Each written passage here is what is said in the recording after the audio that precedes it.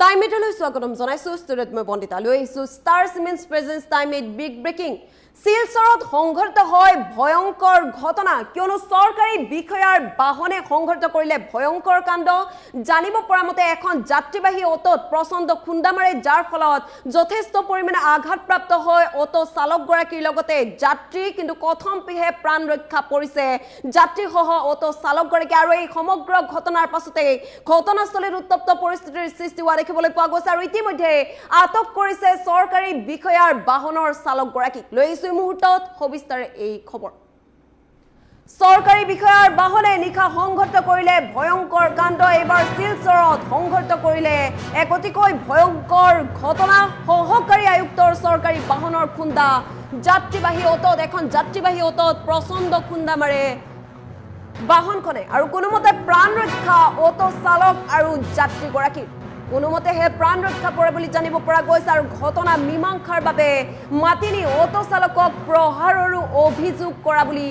অভিযোগ উত্থাপন হোৱা দেখিবলৈ পোৱা গৈছে আৰু সমজিলা আয়ুক্ত কাৰ্যালয়ৰ 3 কৰ্মচাৰীৰ বিৰুদ্ধে গোচৰ ৰুজু কৰা হৈছে শিলচৰ মণিপুৰ ৰাষ্ট্ৰীয় ঘাইপথৰ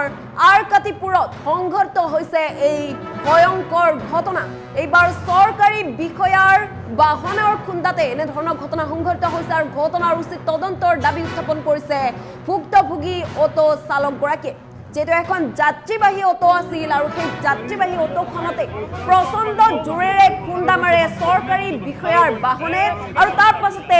ঘটনাস্থলীত অতিকৈ উত্তপ্ত পৰিস্থিতিৰ সৃষ্টি হোৱা দেখিবলৈ পোৱা গৈছে নিশাৰ ভাগতে এনে ধৰণৰ ঘটনা সংঘটিত হয় উত্তপ্ত পৰিস্থিতিৰ সৃষ্টি হয় ইতিমধ্যে আৰক্ষীয়ে নিশাৰ ভাগতে আহি এই সমগ্ৰ ঘটনা সন্দৰ্ভত তদন্ত অব্যাহত ৰাখে চালকগৰাকীক আটক কৰিবলৈ সক্ষম হয় সোধপোছ অব্যাহত ৰাখে আৰু এই সমগ্ৰ ঘটনা সন্দৰ্ভত তদন্ত অব্যাহত ৰখা বুলি জানিব পৰা গৈছে কথমপিহে প্ৰাণ ৰক্ষা পৰিছে অটো চালকগৰাকীৰ লগতে যাত্ৰীসকলৰ যেটো যাত্ৰীও আছিল অটোখনত আৰু যাত্ৰীবাহী অটোখন গৈ থকা অৱস্থাতে এনে ধৰণৰ ভয়ংকৰ ঘটনা সংঘটিত হোৱা দেখিবলৈ পোৱা গৈছে কিয়নো এইবাৰ চৰকাৰী বিষয়াৰ বাহনে মহতিয়ালে প্ৰচণ্ড খুন্দা মাৰিলে এখন অটোত যাত্ৰীবাহী অটোত প্ৰচণ্ড খুন্দা মাৰে আৰু খুন্দা মৰাৰ পাছতে এই ভয়ংকৰ পৰিস্থিতিৰ সৃষ্টি হোৱা দেখিবলৈ পোৱা গৈছে নিশাৰ ভাগতে উত্তপ্ত হৈ পৰে পৰিস্থিতি ঘটনাস্থলীত উত্তপ্ত পৰিস্থিতিৰ সৃষ্টি হোৱা দেখিবলৈ পোৱা গৈছে আৰক্ষী আহি নিশাৰ ভাগতে পৰিস্থিতিৰ নিয়ন্ত্ৰণৰ বাবে চেষ্টা অব্যাহত ৰখা দেখিবলৈ পোৱা গৈছে আৰু আটক কৰা বুলি জানিব পৰা গৈছে ইতিমধ্যে চৰকাৰী বিষয়াৰ বাহনখনৰ চালকগৰাকীক আটক কৰা বুলি জানিব পৰা গৈছে সোধপোছ অব্যাহত ৰাখিছে কিহৰ বাবে এই দুৰ্ঘটনাটি সংঘটিত হ'ল কিহৰ বাবে এই ভয়ংকৰ কাণ্ড সংঘটিত হ'ল এই সমগ্ৰ ঘটনা সন্দৰ্ভত ইতিমধ্যে তদন্ত অব্যাহত ৰখা বুলি জানিব পৰা গৈছে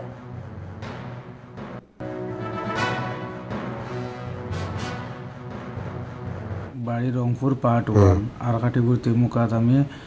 গাড়ি পার্কিং করি আর খরচ করাত আসলাম আর হঠাৎ করে ডিসির একটা গাড়ি লাল বোর্ড লাগাই আর তারা খুব স্পিডে আইছে লক্ষ্মীপুর দিক থেকে আইয়া মানে তারা মারিয়া আমার গাড়িটা গেছে আমার বাজাজের অটো আমি হঠাৎ করে দেখিয়া গাড়ি মারিচ্ছে কইতে কইতে আমি গেছি যাওয়ার পরে গিয়া আমি কিতা করতাম হঠাৎ করে আর একজন মানুষ লইয়া আমি মদ্রাফুল তারা আটক করছি তারা ওদিক থেকে ওদিকে খাটে আমার সাইডও দেয় না খাইয়া খানা আর ইয়া বাদে ওখানে খাড়া করার বাদে যাই হোক পুলিশ ডিপার্টমেন্টের মানুষ আইছে তারা আবার বাদে উঠে কইছে কিতা করতে কেস করতে নিজেও করতে আমরা কইছি না কম্প্রোমাইজ করি লিমু তারা কইছে তো কম্প্রোমাইজ করা তো করে তারা কইছে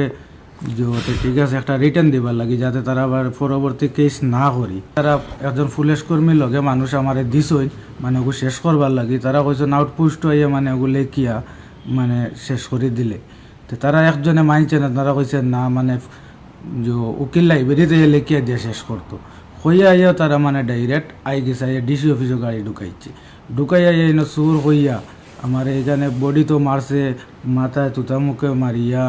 আর গলার টিপা মারিয়া এখানে বেদনা করলিছে অত্যাচার বেজান করছে ড্রাইভারের জনের নাম কি অর্চুত আজারিকা মানে শুনছি অনেক কইছে একজনে জিজ্ঞাসা করছিল